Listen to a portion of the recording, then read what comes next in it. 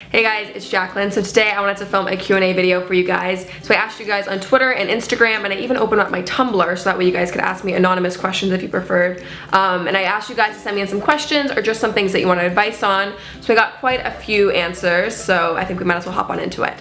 First question here says, how do you stay positive? Now this is something that's important to me, and I really wanted to make sure that I covered that because that is something that I struggle with all the time. And I know that might sound surprising because always when I'm on camera, I'm always so like chipper and bubbly and all that stuff.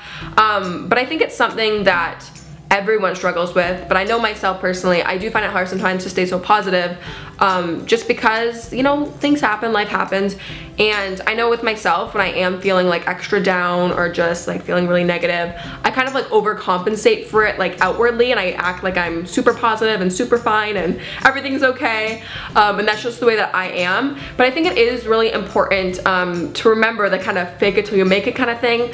It applies to like staying positive and being confident and all those things.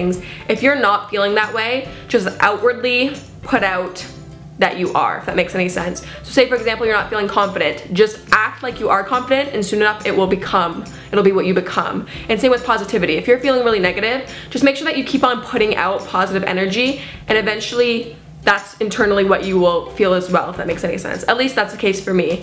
But I know simple things that I can do that helps me personally stay positive is to make sure that I go outside. If I'm ever feeling down, just like going for a walk outside or going for a bike ride or just being outside in fresh air makes me feel so much better. And every single day I have to make sure that I spend at least like a half an hour outside, if not more.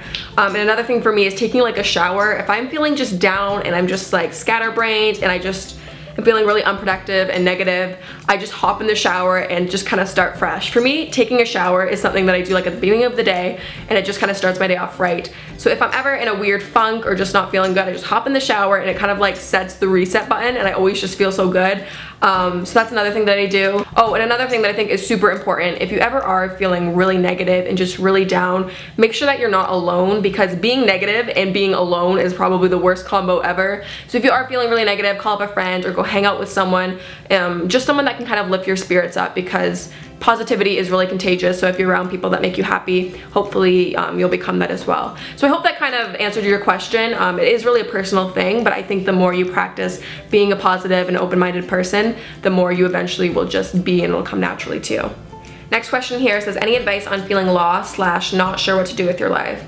Again, I think that's something that literally everyone goes through. I mean, I know I went through that myself, and I think it's hard, especially like nowadays when you go into grade 9 and just start high school. You're expected to know what you want to do with your life and plan out your career, and it can be like overwhelming, and you're like, oh my gosh, I'm 14, I don't know what I want to do for the rest of your life. And it can also seem like a lot of pressure to, you know, figure it out and instantly know. And I definitely went through that all throughout high school, and even when I was done high school, I graduated and I had no idea what I wanted to do. I took a year off because I didn't know if I wanted to go to university or just hop into the workforce or whatever.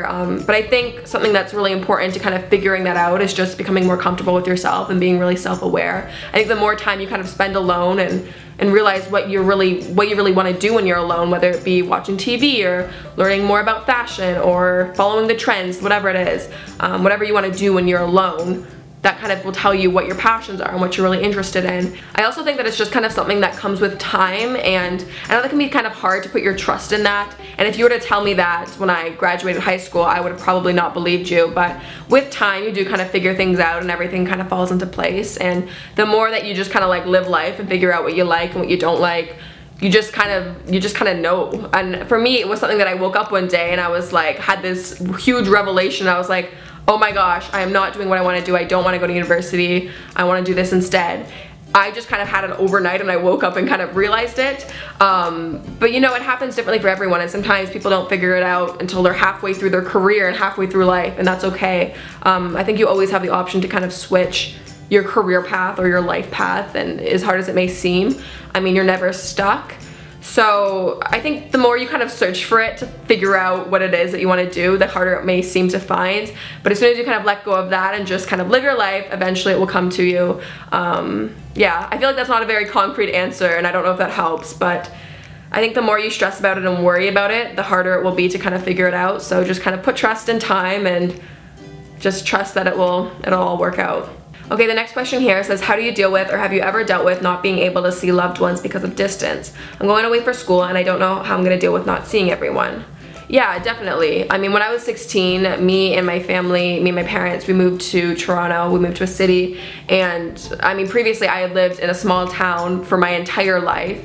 So moving to the city and kind of, I mean, I knew people, but it wasn't the same friend group that I was comfortable with and all my family that I lived with and extended family. So it was definitely a big change for me, and I think initially it was something that was so exciting. I was never really scared to kind of leave everyone and say goodbye.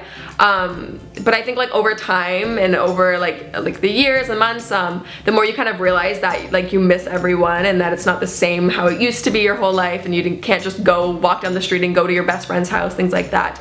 But I think we are lucky in this day and age. Like, we have FaceTime, we have Skype. You can always kind of be connected to those people and talk to them even if you're not physically near them. But I think too, something that's important and something that I've learned over time is even if you're not seeing those same familiar faces every single day and you're not seeing your best friends every single day anymore, I think you really start to cherish the time that you actually do spend with them. So now, I mean, all of my best friends that I grew up with, I rarely see them, a couple times a year if that. But when we do hang out and have those 12 hours together, or an 8-hour day or whatever, you really do start to cherish the time you have, and it makes it a lot more valuable. So I guess what I'm trying to get at is that it may seem kind of impossible to fathom not being near your family or your friends anymore, but obviously, again, with time it will get easier. But I think in the long run, it doesn't really change the relationships. I mean, they're still there. Just because you're farther away doesn't mean that you're not gonna be friends with that person anymore. If anything, it'll make those relationships stronger, and you'll really just cherish the time that you guys do have together. So I hope that kind of helped answer your question, but best of luck. I hope you have fun going away to school. Okay, the next question here, it's from Michael, and Michael asks, Instagram crush? Okay, this is hard because basically my entire Instagram, everyone that I follow is someone that I have a crush on, and that's what I use Instagram for.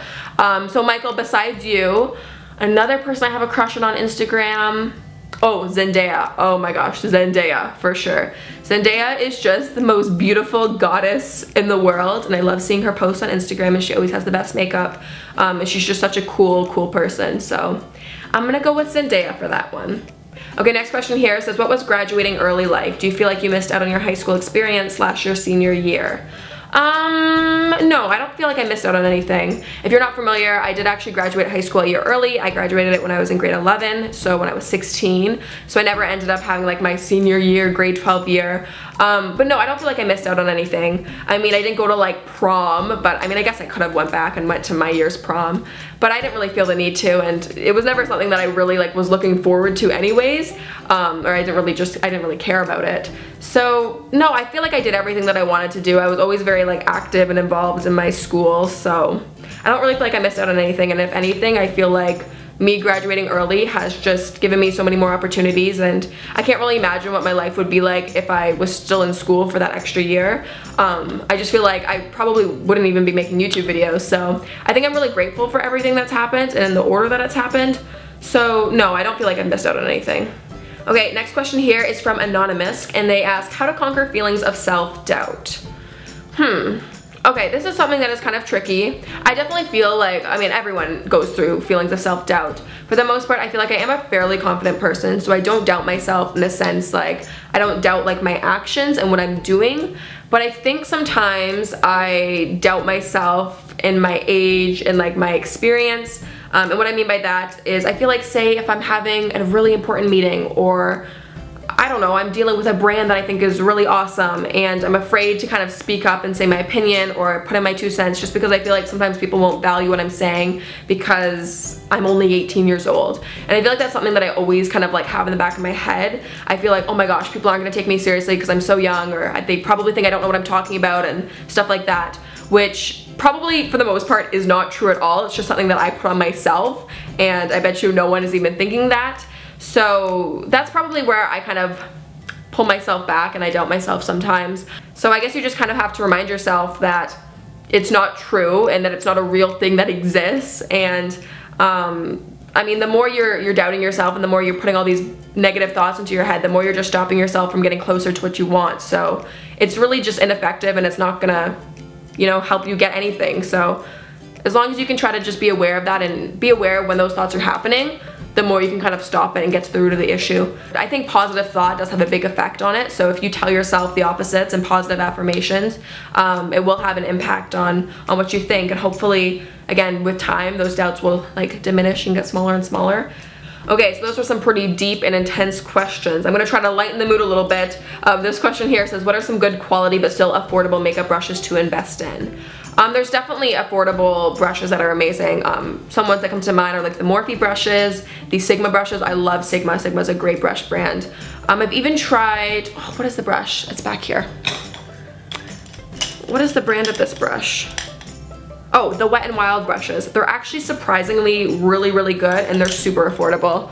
So yeah, those ones. But I'm actually planning on doing like my top 10 brushes, or a video all about brushes very soon. So let me know if you're interested in that, because I can make that happen.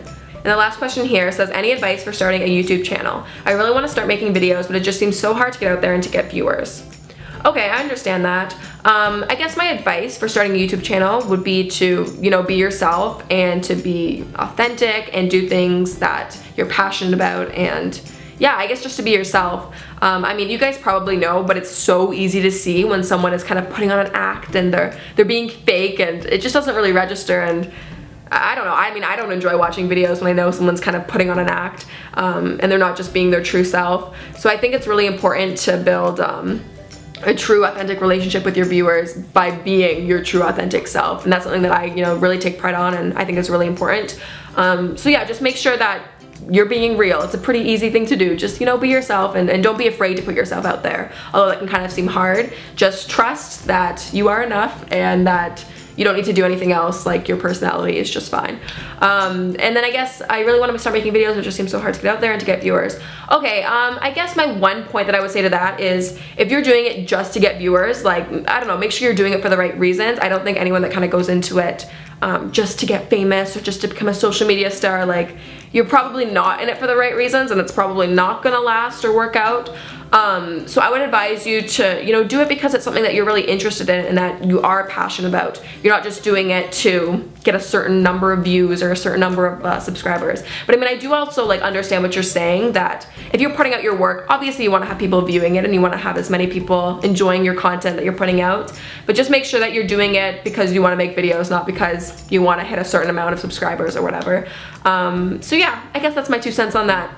So I hope you guys enjoyed the Q&A today. Make sure that you follow me on Twitter and Instagram. That way you know when I'm doing a Q&A, and you can tweet me your own questions and hopefully get featured in a video. I hope I got to your question, and if I didn't, save it for next time. Thanks guys so much for watching, and I will see you guys very soon. Bye!